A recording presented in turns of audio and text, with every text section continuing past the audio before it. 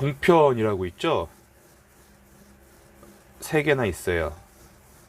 신문사가 방송을 한다는 것 자체가 사실은 불법이고 그렇게 하면 안 되는 건데, 그 당시에 그것들을 허락해 주었고, 돈이 많은 공룡 신문사들은 의심의 여지 없이 방송국을 갖게 됐습니다.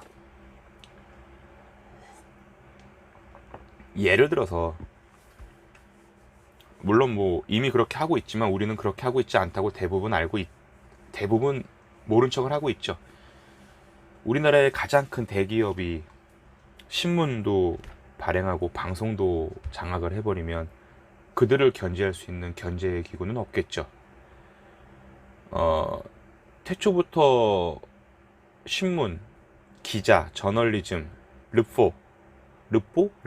아무튼 뭐 영어는 좀 어려워. 들은 사회를 고발하고 좋은 건 칭찬해주고 나쁜 거는 매질하기 위해서 만들어진 시스템이죠. 채널이죠. 하지만 지금 우리나라는 뭐 전 세계에서 언론 신뢰도가 바닥을 기어가고 있을 정도로 엉망이고 개차반인데, 그런 과정에서 대기업이 공평하게, 공정하게, 평등하게 견제를 받지 못하고 자신들만의 텍스트와 비주얼로 대중과 국민, 시민들과 소비자들을 현혹한다면 우리가 과연 그걸 어떻게 막을 수 있을까요? 못 막죠. 하루 종일 TV를 보시고 하루 종일 6대 세습을 이어온 우리나라의 최대 규모의 일간지를 보시는 제 아버지는 제가 전하는 기사들과 사실들에 대해서 많이 부정을 하십니다. TV엔 안 나오더라, 신문에서는 안 그러던데. 눈과 귀를 막고 머릿속까지 현혹시키고 더 넓은 확장으로의 발전 자체를 막아버리는 거죠. 이 얘기를 왜 꺼내냐면, 영화계에도 이것과 유사한 사례가 있기 때문입니다. 제작과 배급을 한 업체가 한다. 자, 봐요. 설탕공장이 영화를 만들었어요. 근데 이 영화가 설탕공장이 운영하는 극장에만 걸려.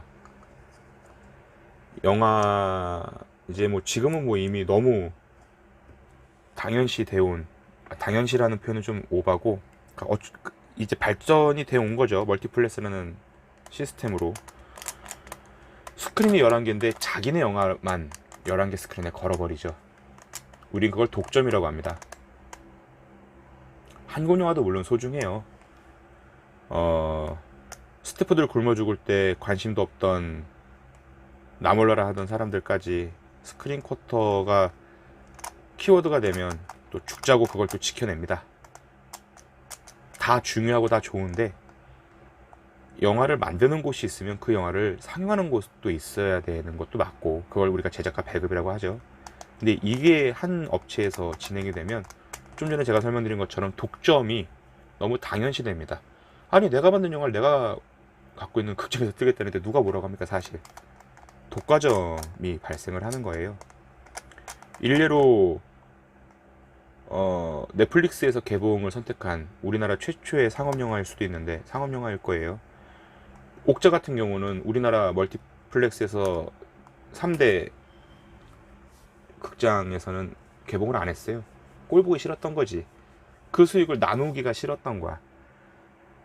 옥자를 우리 극장에다 걸었으면 뭐 500만이 드니까 그냥 뭐 계산 없이 그냥 뭐 100만 원을 번다고 치면, 멀티플렉스에 걸고 자기네한테 걸면은 100만 원을 못 버니까 짜증이 난 거지. 화가 난 거야.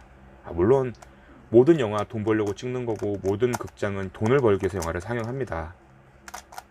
근데 이 제작과 배급이 분리가 안 되고 이렇게 지금 동일시되고 하나의 세력으로 운영이 되다 보니까 A라는 극장에서 개봉하는, 그러니까 A라는 멀티플렉스에서 개봉되는 영화가 B라는 멀티플렉스에서 개봉을 안 해요.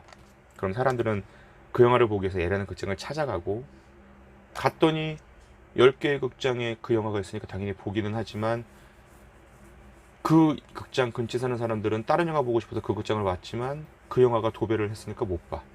오죽하면 저예산 영화, 독립영화, 인디 영화들이 블록버스터가 개봉하는 아주 가장 뜨거운 핫한 시즌에 개봉을 한답니다. 그 이유가 뭐냐면 그 영화만 너무 걸려있으니까 그 영화를 안 보려는 사람들이 울며 겨자 먹기 식으로 자기들 영화 선택한다 이거죠. 근데 그 숫자가, 그 관람객 수가 평범한 시기에 개봉하는 것보다 많다고 합니다. 아이러니한 거죠. 실제로 일본에서는 이미 80년대 제작가 배급을 한 업체들이 하는 그런 어처구니 없는 현상이 발생을 했고요. 제도적으로, 법적으로 계속 개선해 나가면서 이제는 그것을 분리하고 있습니다. 분리했습니다. 근데 뭐 일본은 자체 컨텐츠도 이미 소멸이 됐고 더 이상 뭐 영화 산업으로는 성공을 하지 않고 싶어 하는지 자멸하는 분위기라 뭐 더 언급을 안 하고 싶고요. 근데 우리는 지금 이 제작가 배급을 분리시키지 못하고 있어요. 20년 넘게, 30년 넘게, 30년 가까이 정말 공룡에 가까운 새 업체가 영화도 만들고 영화도 개봉하고 무슨 꼬라진지 모르겠어요. 뭐 한 곳에 가서 여러 가지 종류의 영화들이 있으면 선택할 수도 있고 다 좋아요. 근데 이거는 원론적으로 제작가 배급이 분리되지 않는다는 건 맛있는 식사를 하기 위해서 식당을 들어갔는데 김밥밖에 안 팔아. 적당한 비유인가? 아, 진짜 다음부터는 조금 메모를 하고 시작해야 될 것 같아요. 아무튼 고로 우리에게는 다양한 예술 작품을 선택할 선택권이 있고, 물론 그들도 자기 영화에 많은 관객이 들어올 수 있게끔 홍보도 하고 마케팅도 하고 댓글 알바도 쓰고 뭐 할 서로의 의무이자 권리긴 해요. 자율적인 영역이죠. 하지만 이 제작가 배급이 한화가 돼버리면 그 자율권들이 굉장히 많이 빼앗겨지게 됩니다. 더 이상 우리는 만들어지기 이전에, 그러니까 만들어지고 나서 그 개봉하지 못하는 영화들도 있지만 만들어지지도 못하는 영화들을 마주할 수밖에 없어요. 그러니까 상업성이란 건 그런 거거든. 제작사들, 제작자들 더 이상 돈이 되지 않는 작품에 눈을 주지 않죠.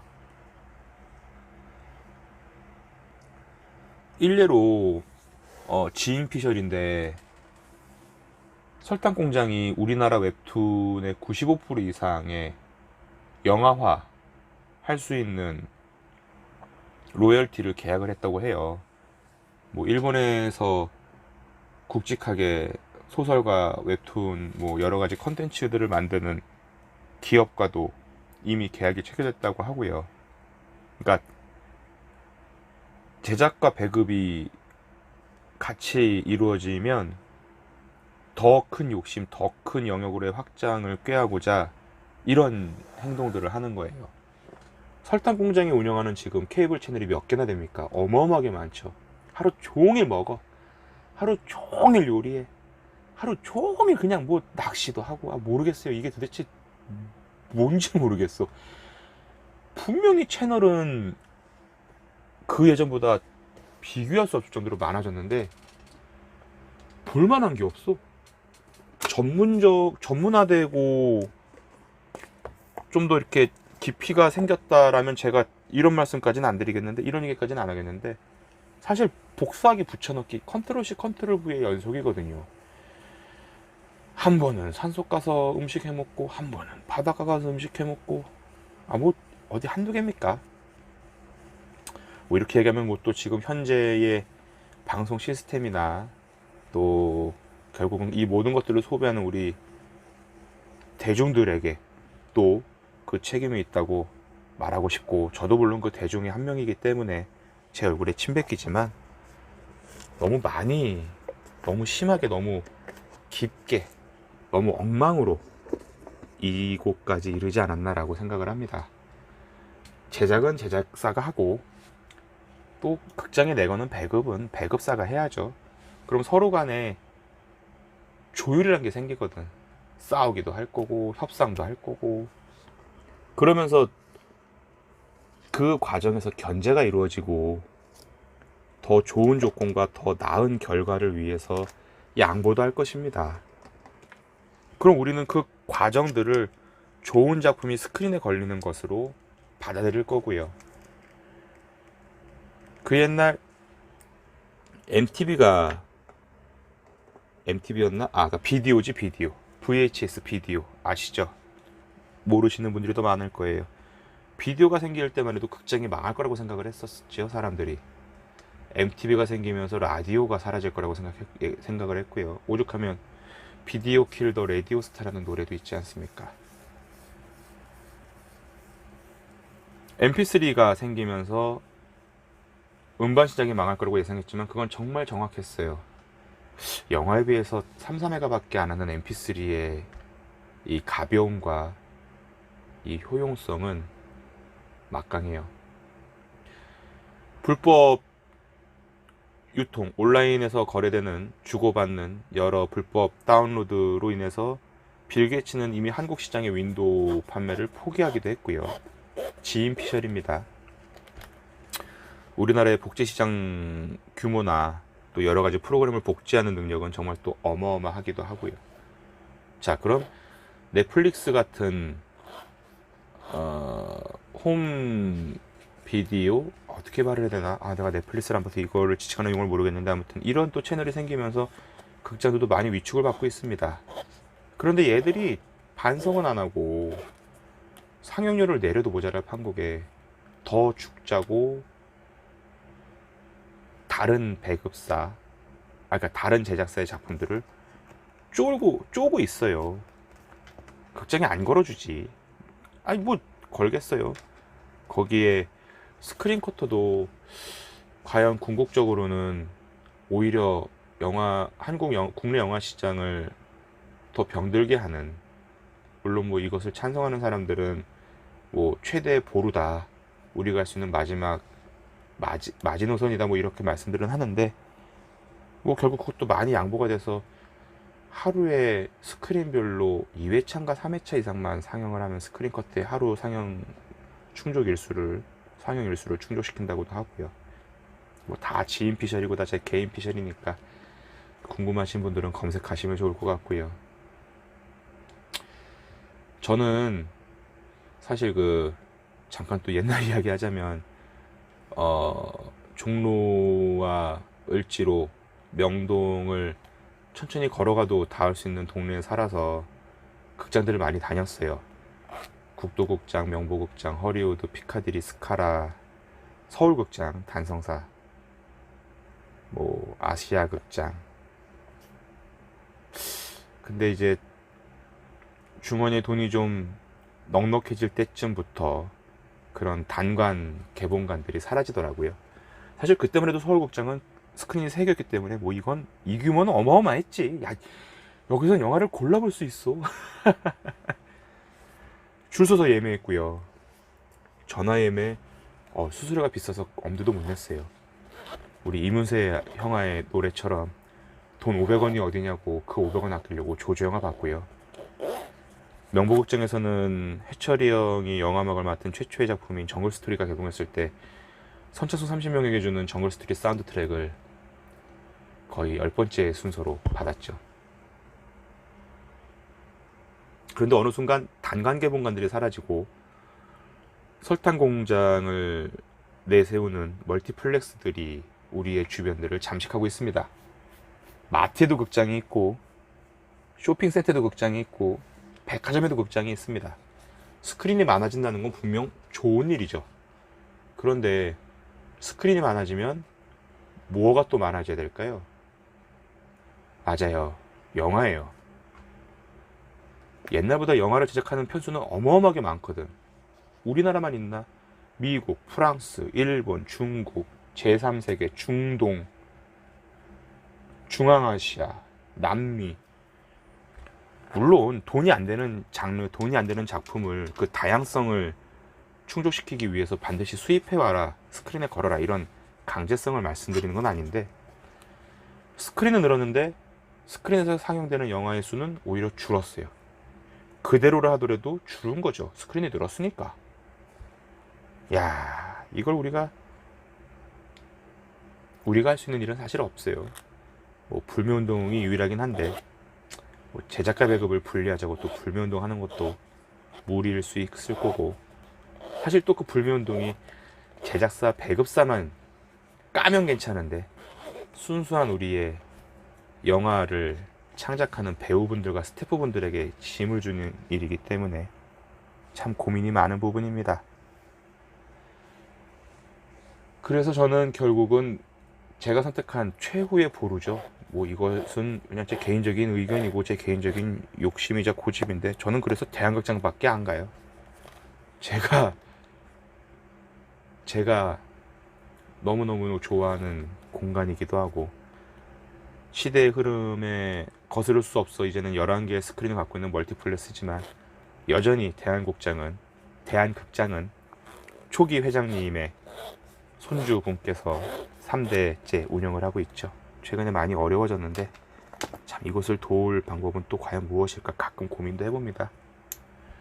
좋은 영화도 많아져야 될 것이고요. 그런 영화들이 흥행 성적에 연연돼서 스크린에 단 한 번도 걸리지 못하는 일 또한 없어져야 될 것입니다.